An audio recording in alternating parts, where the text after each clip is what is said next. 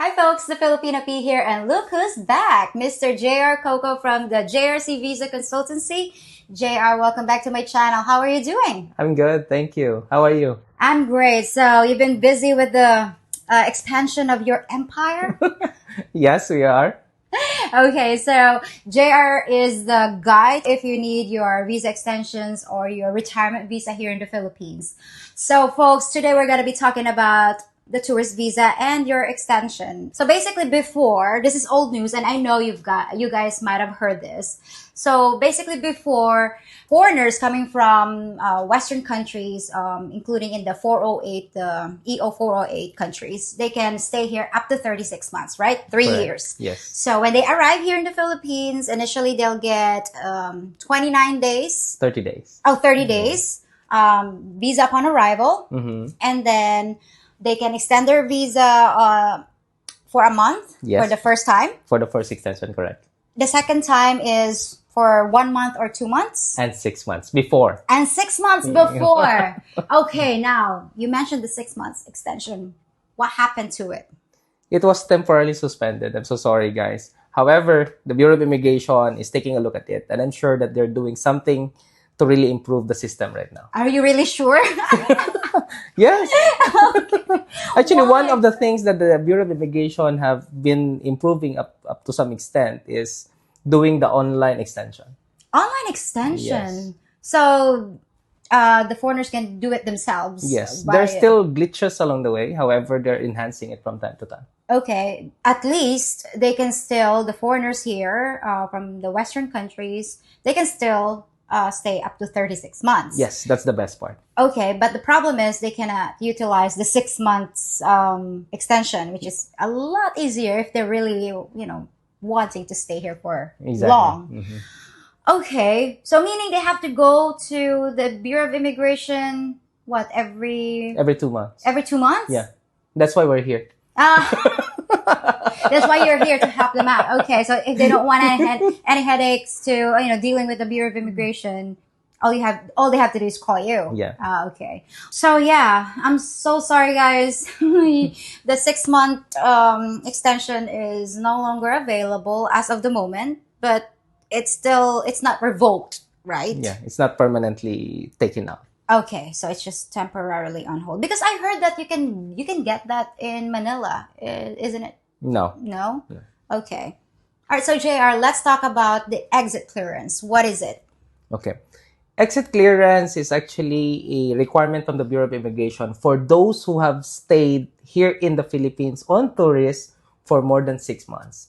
So what will it do? It will actually check the status of the foreigner if there is a derogatory records before he will be allowed to leave the country. That's the reason why the duration in itself for 6 months is a prerequisite for you to have the exit clearance before it will be required for you to get out of the country, especially if you're a tourist. Okay, so it's just the government is just checking Yes. if you've been a very good tourist Mm-hmm. and you weren't breaking any laws, or okay, you have unpaid bills at the bar or at the hotel, just making sure that you've been nice. Some of my viewers, they're freaking out. They keep on emailing me, and I don't know where they're getting this rumor and saying that, there's a new implementation from the Bureau of Immigration that they have to get an exit clearance even if they only stayed here for 30 days. Wow. Yeah, like, okay, I'm just trying Just gonna to say wow. yeah, it's like, hey P, I'm trying to get a hold of you because I want to make sure that if this rumor is true, because I'm only intending to stay there for 3 weeks. As of the time being, it's no. Okay. Because we have been in contact always with our Manila office. And our Manila office houses our liaison officer who transacts every day in the Bureau of Immigration. Okay, So if there will be something new, it will be cascaded right to the main office in Cebu. okay, so I don't know where they're getting these rumors. Like, it's circulating over the internet. It's like, I don't know. I haven't heard anything from the Bureau of Immigration, and I haven't heard from JR that suddenly they changed the implementation of the exit clearance, because some of them, they were like bitching about it because you have to get it from either Cebu or somewhere like the main branches of Bureau of Immigration. For the district offices that can issue ECC, the Yes. exit clearance, or the main office in Manila, which will take a lot of effort. I know, and the queue. Okay, just to make it clear, no, it's not true. The rumors are, it's fake news. Everything is the same, status quo. Okay, so if you stayed here for more than 6 months, then you have to get an exit clearance before you're allowed to leave the country. Yes, for the tourist visa side. Yeah, for the tourist visa side. But what about if you've got a 13A? Like, for instance, foreigners who are married to Filipinas, do they have to get an exit clearance for that? No. No? Yeah. Oh, one of the perks of being married to a Filipina. Another ECC or exit clearance will be required if you have downgraded from any permanent visa or special visa back to tourist before you leave the country. Okay. Is it the same thing with the SRRV visa holders? Yes. Okay, so no ECCs. So let's say I'm a foreigner. I'm leaving the country in a week. Should I get my exit clearance already? Okay. Exit clearance are only processed on the district offices in the Bureau of Immigration side. Not all immigration offices can issue an exit clearance. So they need to take a look at that because that district office might not be in their vicinity. Okay. And also, they can also get that in the Bureau of Immigration main office. And there are also times that they can also have the option to get it in the airport. Okay. But is it open? What if my flight is late? Like, that's the catch. You will never know. And we always advise our clients to really process their exit clearance 30 days before their flight. Oh, so they can get as early as 30 days before their flight. Yes. Okay. So it's better to be early than, trying to get it at the airport because some of them... It's too risky. I know. You might miss your flight. Yeah.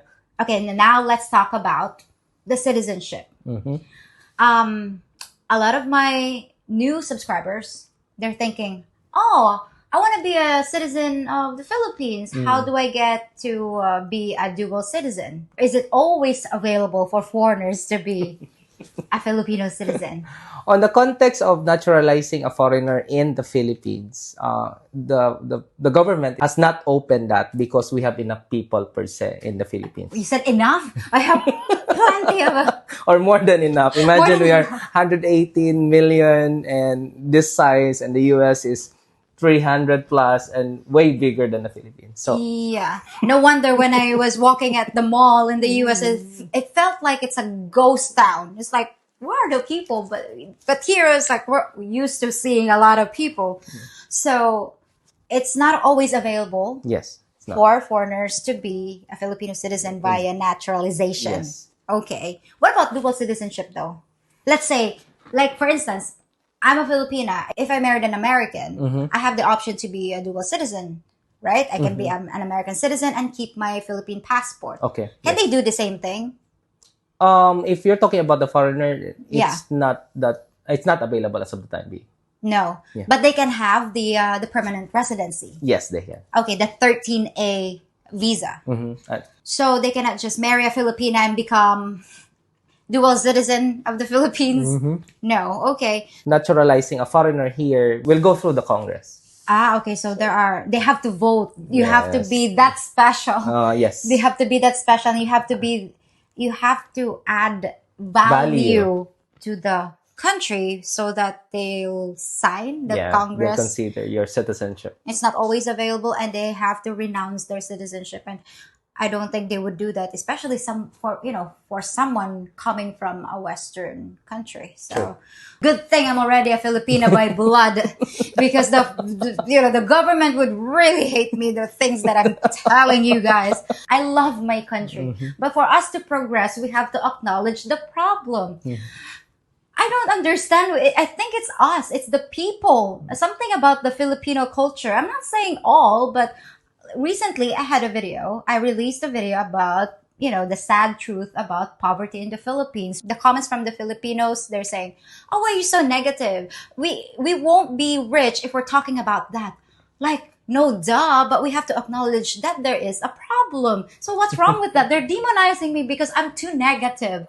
Like, believe me, I love my country. I want this. Actually, we have all the potential if only we know how to utilize it. Yeah. You know what? I really admire you because you have been drawing up really good credibility with our foreign friends here going to the Philippines. And I have been receiving also feedbacks that they've given us information, factual information, what's really in the Philippines right now. Oh, the Filipino people would say otherwise because they think I'm a disservice to the Filipino people because apparently what I'm talking about is just anti-Philippines. No, believe me, it's the opposite. I want us to progress. Yes. And the first step, people, knock knock McFly, is to acknowledge that there is a problem, and it is us. Stop voting, on unworthy people in the government. So that's just my 2 cents.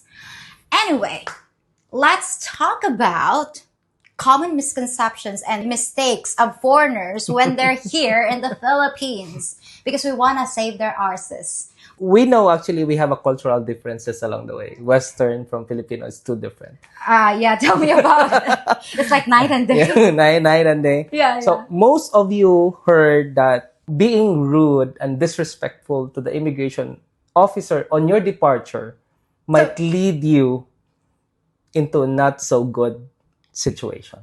Okay, so okay, so before being rude to an immigration officer upon entering, they can deny entry. Yes. So now, being rude when you're about to leave. Make sure that you don't have a derogatory record as much as blacklist because they can do that. Oh, so they can blacklist you Yes. upon your departure? Yeah.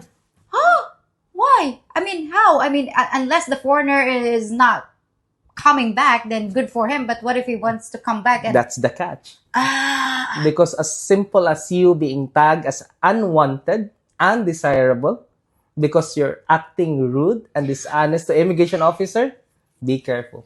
See, that's the problem. Define rude. That's the whole point right now because we have encountered this. That particular grounds, unwanted and undesirable, is a very heavy grounds or grounds to be enough for you to be in a blacklist order. Oh. And lifting that, it's not that easy. Yikes. Okay. One, you can lift that probably in a year after 1 or 5 years. Wait, 1 or 5 years, which is it? Or 1 to 5 years? Okay, because there's actually a provision of the memorandum circular that they have certain immigration violation that Okay. you can lift your blacklist with after a year or after every 5 years. Okay, so if you're just slightly rude, maybe after a year, depending on the feeling of the Bureau of Immigration there. Okay, so let me just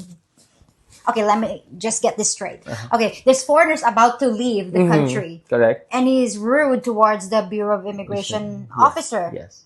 And he was tagged unwanted and blacklisted. Undesirable. Undesirable. And then being recommended for blacklisting. True enough, he was blacklisted. Did he know before he boarded the plane, or did he know upon trying to enter the Philippines? He knows when he tried to enter back the Philippines. He was denied entry. Did he know that it was because during his departure that was the incident? Was it dotted because he would have been very, I don't know, shocked? That's the same incident also with our other there's also another case that they are actually indigent, they don't have enough money and they were sent back to their country, and then when they tried, they also know that they are not allowed entry because they need to lift their blacklist order. Okay, so what happened? So he was barred entry. Mm-hmm. So he cannot enter the Philippines. Okay. And he needs to wait 5 years. 5 years, so before he can lift that. That was he really, really rude? Did they even explain the rudeness level? Is there a rudeness level they have in the Bureau of Immigration before you pass through, to board the plane? Yeah, sometimes people might be tired of their flight or they're rushing to catch their flight. And one thing that we can always remind our clients and our friends out there to really just be nice. See, the problem is, what if the what if the officer, the Bureau of Immigration officer is just you're rude. Sometimes Filipinos are unreasonable and illogical. So, sorry if I'm being skeptic here. They can actually talk to them nicely. Talk to them nicely. Yeah, because I have also encountered that, going outside the topic, but I have also encountered that there's one foreigner doing an extension and he keeps on ranting. Oh, okay, what are you doing? Why is it that I'm waiting for too long? And that's it. Then you just need to abide the law. Just keep quiet, control your temper. So what happens? What does his barred entry, what can he do? What if he has a return ticket, but it's after 30 days? So what happens if he doesn't have money? Probably they'll be staying in the airport waiting for his 30 days. Let's just say it's already been 5 years. Yeah. Now, you really have the intention to lift the blacklist order. Okay. Now, what you're going to do before you can file your blacklist order, you need to send an apology letter to the immigration officer. If the immigration officer will not accept your apology letter, your lifting will end. It will not proceed. It was so the first step for him to file for the revocation of the for lifting the blacklisting is to send an apology letter to the Bureau of Immigration officer. But after 5 years. After 5 years, for instance, for this foreigner. But what if even the Bureau of Immigration officer, what if he or she doesn't even remember who this guy is? I think they're gonna remember. They're gonna remember. Yeah, because they have the records there. But what if the Bureau of Immigration officer is no longer with the Bureau? Maybe retired or maybe dead, or I don't know. That's a good point. In which we can actually take a look at that. Probably the next step would be the next of kin. They have to say sorry to the next of kin. Or probably the supervisor on that particular airport will do. But that's absurd. Really? An apology letter? What is this? Like kindergarten? Like, I'm sorry, Miss Santos, I cannot, or I'm so sorry for being rude that day, or whatsoever. But if the immigration officer will refuse, so he cannot proceed with the lifting. Oh my goodness. The gist of why are we sharing this to your subscribers and your future subscribers who've seen this video, because sometimes there are foreigners who come to the Philippines that's actually still bringing on the Western culture. Okay. And I had a good quote from one of our clients during our conversation that they don't need to bring the Western culture here. In the Philippines, everything is slow. And then they don't want that life. What if he's got some anger issues that he cannot help himself? Yeah, that's another problem. So that's the reason why they need to really compose themselves.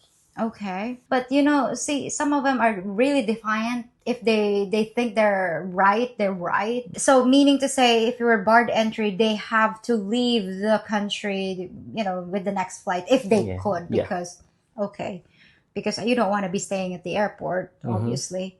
Okay, so don't be rude. Don't be an ass.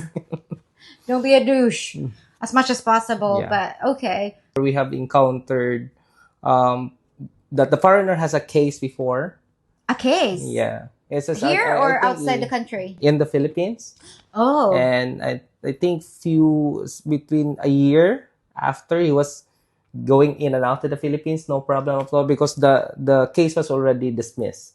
Okay. In the courts, it's already dismissed. However, he has a misconception of, if it's already dismissed, it may not be, it will automatically be dismissed in the Bureau of Immigration, because that particular record was reported to the Bureau of Immigration a year after. A year after when the case was filed. No records of the dismissal. So you need to really update your records every year, every 6 months, so that you can check if you don't have any existing record. Chihuahua. Now, what we did, we just presented the dismissal order to the Bureau of Immigration to clear his immigration record. They don't really, they don't relay information to the Bureau of Immigration to, hey, this is already lifted, that kind of thing. So they don't have that flow of information here. They may have the flow of information, but it will be it may take time from one office to another. Okay, so it's loaded. So you have to do your due diligence Yes. then. Okay, so just make sure you don't have any pending cases. Okay. I would highly recommend for those who have been granted with a visa and to do their derogatory check every 6 months or every year for you to check. Every 6 months, why? Because maybe someone complained about you, Yes. and you don't know Yes. about You it. cannot discount the possibility. Can someone really just file a case not for you not knowing that there's a case pending against you? Immigration complaint. They can go directly to the Bureau of Immigration. It doesn't mean to say you don't have any records with the police, but some people can just go directly to the Bureau of Immigration and Remember the unwanted, the undesirable alien? So, wow, you really have to check from time to time if someone is trying to cause you problems. Can they just call the Bureau of Immigration to check this? Or is there like a website that they could check? Derogatory check can only be done in Manila. So if they're in Manila area, feel free. They can actually visit the immigration. I wanted to have a derogatory check on my record. Here's my passport. Oh, Just in okay. case, they can do that with themselves. If they don't want, then there would be also other people that can do that for you. And that's one of the reasons why they have the ECC, right? The exit clearance. Yes, for the tourists. Yeah, for the tourists. Okay, gotcha. And also, one reminder, guys, if you're on a tourist visa, obviously you are not supposed to work. Even for free, I think I heard someone that you are not supposed to work, even if it's for free. I don't know what the thing is, but yeah, there is someone that really got in trouble, a foreigner, Yes. just helping a friend to manage something, and Yes. then he went to jail for helping his friend. So yeah. That's possible. Yeah. But see, there's still a gray area there, because if they're working for a U.S. government, Yes. while US here, companies. while here on a tourist visa, is it considered work? That is still Yet to be seen. Yeah, they have to explain what work means. Yes. As long as you're not working for a Filipino company, I guess that's Let's just say, for example, you're a chef yeah, and you cook in a restaurant yeah. and you're a foreigner wanted to help out. You can be tagged as working without appropriate permit, especially if you are on tourist visa. Oh, okay. Even if they don't know if you're being paid or not, but if they see you, okay. So, And if someone complained, for sure, that particular person, someone complained on that. yeah, okay. There might be there will be a big possibility. All right, see. All right, but again, guys, if you plan on working or becoming a student here, there are appropriate visas to choose from. So basically, you guys handle that case, right? Alrighty, well, a lot of topics so far. I know there's plenty of information that you guys need to digest. So anyway, if you need any other visa concerns or any questions with regards to visas, different kinds of visas, you can contact JR. We'll leave the contact info in the description of this video. Well, thank you so much. And guys, you know me. I'll be back in 3 more days with something fresh. That's it for today. Bye. Just one last thing before you go. If you think about it, I'm kind of like your bartender, listening to your comments and questions, giving you advice when I can, and brewing up some intoxicating content for your enjoyment. The only thing I ask in return is a small tip in the form of a thumbs up on this video, subscribing to my channel, sharing this video with friends, and hitting the notification bell so you know when your next round has been poured. I promise, it'll only take 10 seconds to do, and your tip will make my day. You wouldn't want to shaft your bartender, would you? And for last call, why not enjoy some of my other videos too? See you real soon!